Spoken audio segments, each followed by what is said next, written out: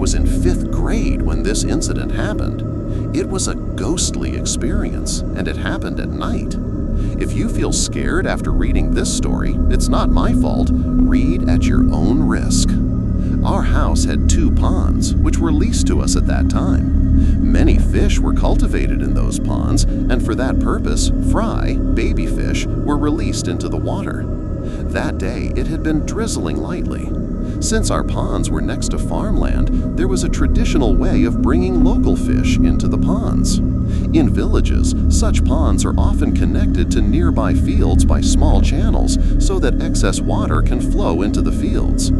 Through this method, fish from the fields naturally enter the ponds. In this way, native fish were brought into our ponds and the excess water was drained. To the south of the pond, there was farmland. Between the pond and the land, there was about 10-12 feet of space.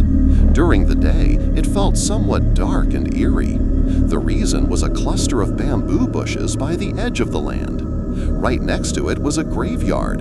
In between, there was a huge tamarind tree, which made the area feel naturally frightening. At night, it was even more terrifying. The southern breeze felt heavy, almost suffocating in that place. There was a long drain dug between the pond and the land to drain water and guide fish into the pond, though there were barriers at the pond's edge to prevent passage.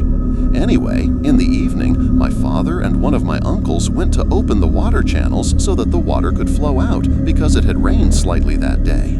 Around 11 p.m., my father was going alone to close the water channel. I said I would go with him that day. Sometimes my father would catch a few fish from there in the evening, so I thought I would see how he did it. So I went with my father. First, I noticed some small prawns sitting by the steps of the pond. I very carefully caught a few with my hands. My father told me to let them go, so I did.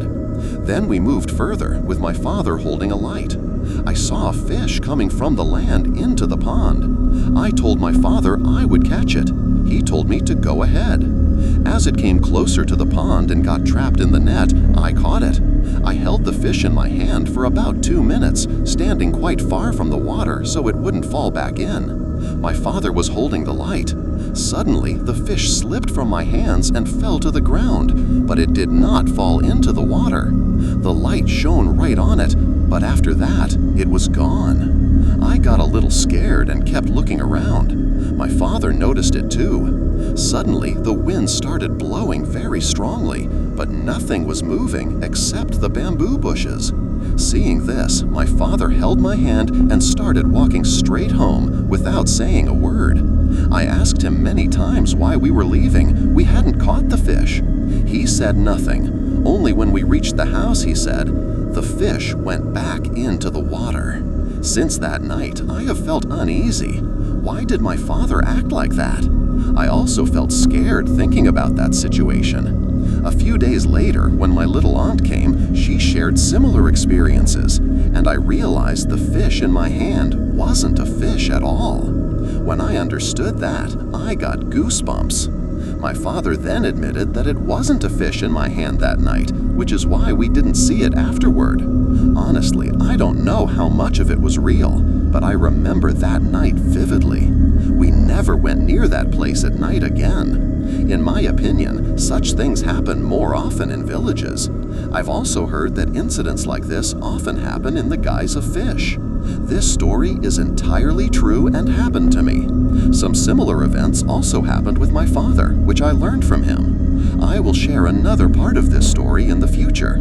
Although it's a real story, read and tell me how it felt. And if any of you have experienced something similar, I am eager to know.